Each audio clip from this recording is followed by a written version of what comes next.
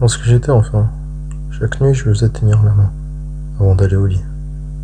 Je me rappelle plus à quel âge ça a commencé, mais c'est devenu une sorte de rituel. Elle m'a roulé sa main dans la mienne après l'heure de l'histoire. Puis la lumière s'éteignait et on était seul. C'était peut-être puisque j'étais encore petit, mais je n'aimais pas trop qu'elle me touche. Je me laissais pas faire, je me tortillais dans mon petit lit. Je me roulais en boule sous les couvertures. Ou bien je suppliais mes parents de me laisser dormir avec eux. Ils ont toujours refusé, me laissant même pas garder la veilleuse allumée. Ils voulaient que je sois un grand garçon. Après quelques temps, ils avaient finalement accepté de brancher une petite lampe en forme d'étoile bleue. L'étoile diffusait une douce lueur qui me rappelait les vagues qui caressaient l'horizon en été. Elle détestait la lumière. Moins quelques jours après la mise en place de cette veilleuse, elle a arrêté d'essayer de me prendre la main.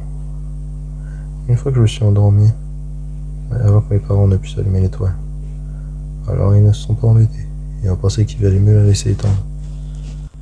Elle en a profité pour ramper en deux son antre et casser le précieux objet. Mes parents m'ont accusé et je n'ai pas eu d'autre veilleuse, peu importe à quel point je les suppliais. Après ça, chaque nuit, je faisais de mon mieux pour faire tout petit et me mettre en sécurité comme je le pouvais. Malheureusement, je m'endormais systématiquement en posant mon bras près du bord. C'est à ce moment-là que nos doigts s'enlaçaient. Quand ça arrivait, je me réveillais en sursaut.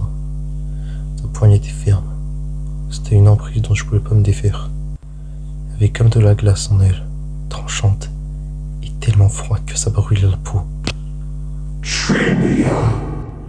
Chuchotait-elle depuis le dessous de mon lit. J'ai arrêté d'appeler mes parents la nuit. Ça ne faisait que les agacer. Même si mon père me taquinait avec ça et s'agenouillait sur la moquette pour jeter un coup d'œil sur mon lit, je savais qu'il la verrait pas. Du coup, je laissé me tenir la main et je pleurais aussi silencieusement que je le pouvais pour pas l'énerver. Et ce, même si ses ongles brisés s'enfonçaient dans ma paume et que sa poigne laissait des bosses sur mon poignet. J'ai caché les bleus pendant des semaines, mais un prof a fini par les trouver. Les services sociaux m'ont emmené loin de mes parents, lors d'une après-midi pluvieuse dont je me souviens encore. Il y avait trop de questions auxquelles mes parents ne pouvaient pas répondre. Aujourd'hui, c'est presque 20 ans et j'ai réalisé que tout était le fruit de mon imagination.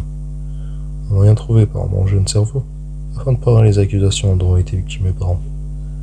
Je voulais pas accepter qu'ils aient pu me faire du mal. Ça m'a pris du temps, mais j'ai fini par suivre une thérapie et comprendre que c'était que des abus, pas un monstre. J'ai eu mon propre enfant il y a quelques années maintenant. Le petit garçon le plus mignon du monde.